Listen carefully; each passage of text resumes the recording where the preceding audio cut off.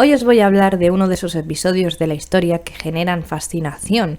Se ha representado muchas veces tanto en la cultura popular de diferentes maneras, cómics, películas, música. Y se trata de la persecución de brujas, concretamente en Salem. De hecho, puede que algunos de los nombres que voy a citar a continuación, durante esta historia, os resulten familiares de estas representaciones en la cultura pop que os comento. Dentro de la historia de la persecución y asesinato de supuestas brujas, y brujos, como comentaba en otro vídeo que os dejo en la descripción, uno de los episodios más famosos y recordados es el de los juicios de Salem. No es raro que cuando se menciona la persecución de brujas, la gente piensa automáticamente en la Europa medieval, e impresiona saber que este tipo de costumbres se extendieron por tantos siglos, bastante recientes, por cierto, respecto a la historia actual. El pueblo puritano de Salem, en Massachusetts, Estados Unidos, fue la cuna de estos sucesos.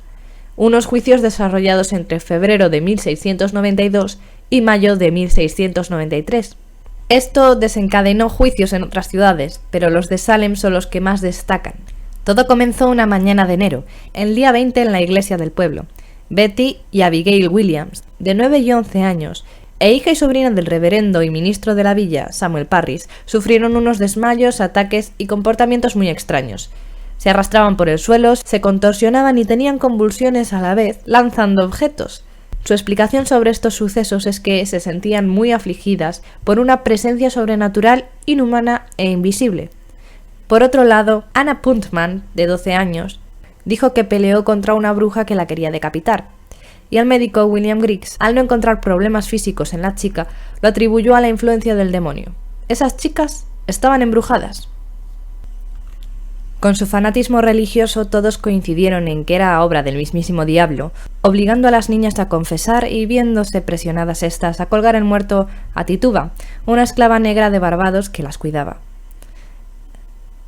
La cabeza de turco perfecta, teniendo en cuenta todas las historias de vudú, magia negra y hechizos que había contado a las niñas durante mucho tiempo. Esto desencadenó una investigación en la que se supo de un pastel elaborado por el marido de Tituba y que se decía incluir orina de niño. 2 tocayas aparecieron también en la lista de las niñas. Sarah Good, una vagabunda, y Sarah Osborne, una mujer bastante libertina para la época que no tenía problemas en tener amoríos sin esconderse y de no ir a la iglesia. Además de a Martha Corey, que tenía un hijo mestizo ilegítimo.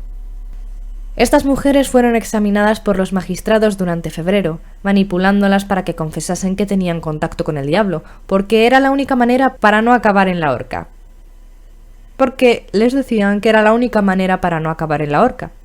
Tituba sucumbió y confesó ser una bruja. Confesó también haber visto al diablo en forma de cerdo y de perro, haber visto el libro del demonio y haber firmado en él, y aunque las otras 2 mujeres negaron todo, las 3 acabaron en la prisión de Boston. La historia de las posesiones diabólicas y de las brujas se extendía como la pólvora. Así que niñas de diferentes lugares tuvieron los mismos síntomas y nuevas mujeres fueron acusadas. Se produjo un efecto en cadena por toda la región, extendiéndose tanto que en Boston incluso se estableció una corte para tratar todos los casos de brujería. Para su sentencia únicamente tenían en cuenta las afirmaciones de esas niñas y alguna marca que consideraban como prueba suficiente de brujería: lunares, cicatrices, acné, vello o incluso fiebre. El tribunal llegó a juzgar incluso a una niña de 4 años que confesó ser una bruja porque quería estar en la celda con su madre, a la que, por supuesto, habían metido en prisión por ser una bruja. Incluso el presidente de la Universidad de Harvard se vio involucrado en las acusaciones. Cuando el gobernador William Pepys volvió a Massachusetts, perdonó a todos los acusados que aún no se habían ejecutado, y se dice que lo hizo también porque encontró a su mujer acusada de brujería después de que ella firmara la liberación de una bruja. Estos acontecimientos se extendieron hasta septiembre de 1692, con las últimas ejecuciones realizadas el día 22, pero los procesos legales se sucedieron hasta mayo del 93. Después de esto, Salem había quedado devastado, con su gente arruinada y familias destruidas. 200 personas fueron arrestadas y 20 acabaron en la horca en Salem. Al menos 5 murieron en la cárcel, incluyendo un bebé que tuvo una de las prisioneras acusadas.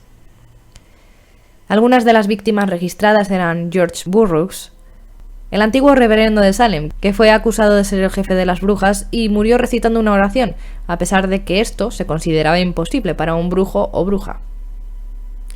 Fue ejecutado el 19 de julio de 1692. Alice y Mary Parker, ambas hermanas, murieron ahorcadas el 22 de septiembre de 1692. John Proctor, primero se acusó a su mujer Elizabeth. Estaba embarazada en ese momento y posteriormente fue perdonada, pero condenada a cadena perpetua. Se le acusó de ser portador del libro sagrado e incentivador a practicar la brujería. Murió en la horca el 19 de agosto. Giles Corey, un anciano que se negó a confesar para que de esta manera las tierras permaneciesen en propiedad de su familia. Se le torturó tumbándole y colocándole una tabla sobre la que se apilaban piedras. Sus últimas palabras después de 2 días de continua tortura fueron: «Más peso». Martha Corey murió un 22 de septiembre. Era la esposa de Giles Corey. Fue acusada de brujería y de enseñar a leer la clara de huevo. Bridget Bishop, acusada de hechizar a 5 mujeres jóvenes: Abigail Williams, Ann Putnam, Junior Mercy Lewis, Mary Walcott y Elizabeth Hubbard. En una primera acusación se le encontró un tercer pezón catalogado como símbolo de brujería, aunque en una segunda examinación no apareció. Murió en la horca el 10 de junio. Rebecca Nurse, que había estado involucrada en una disputa por tierras con la familia Putnam. Más tarde, su acusadora, Ann Putnam, se disculpó por la acusación. Sarah Good, embarazada en el tiempo de ser encarcelada, dando a luz en prisión. La criatura murió antes de que su madre fuese ahorcada el 29 de julio de 1692. Elizabeth Howe, que también fue ahorcada ese mismo día. Susanna Martin, que había sido acusada de brujería anteriormente y de tener un hijo bastardo. El caso se desestimó. Esta segunda vez, John Allen le acusó de hechizar a sus bueyes y ahogarlos en el río. Durante el juicio, Susana también recitó una cita de la Biblia, algo que, como hemos comentado, se supone que no podían hacer las brujas. Aún así, se la declaró culpable, muriendo en la horca el 19 de julio de 1692. Sarah Wills. Sus últimas palabras fueron dirigidas a su ejecutor. «Eres un mentiroso. No soy más bruja que tu mago, y si me quitas la vida, Dios te dará sangre para beber». También ejecutada el 19 de julio. George Jacobs, cuyo hijo también fue acusado, pero por suerte se libró. Una de sus acusadoras fueron su propia nuera y su nieta. Ahorcado el 19 de agosto de 1692. Durante ese mismo día también murieron Martha Carrier y John Willards, que durante su juicio no pudo recitar una oración debido a los nervios, lo que fue considerado una prueba suficiente de su culpa. Durante las jornadas del 22 de septiembre, Mary Easty fue ahorcada. También lo fue Ann Puddetor, acusada por Mary Warren, que se quedó muy a gusto alegando que había presentado el libro del diablo a una niña, obligándola a firmarlo, hechizado de muerte a la esposa de un vecino, aparecido de forma espectral frente a las niñas afectadas, tener materiales de bruja en su casa, que según ellas eran para hacer jabón, torturar con alfileres o hacer que un hombre cayese de un árbol, matar a su segundo esposo y a su primera esposa, y convertirse en un pájaro y volar a su casa.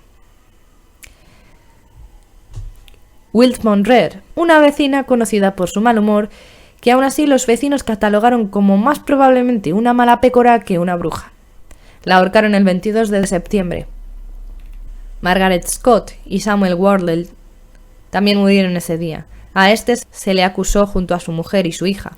A su mujer la perdonaron, pero él murió en la horca. 4 años después de los juicios de Salem, los jurados firmaron una confesión de error y admitieron la inocencia de los condenados. Por su parte, varias niñas asumieron que las denuncias eran invenciones y los acusados fueron liberados. Algunos de ellos consiguieron una indemnización por parte del estado de Massachusetts. Y hasta aquí el vídeo de hoy. Si os ha gustado, ya sabéis, dadle a like, suscribíos si aún no estáis suscritos, dadle a la campanita para recibir las notificaciones. Os recuerdo también que mi canal secundario sigue activo y os dejo el enlace en la descripción. Si no os habéis pasado aún, que sepáis que es un canal dedicado a curiosidades diversas más allá de la historia. Este canal se centra en la historia, mientras que en el otro canal podéis encontrar material muy variado e interesante. Y nos vemos.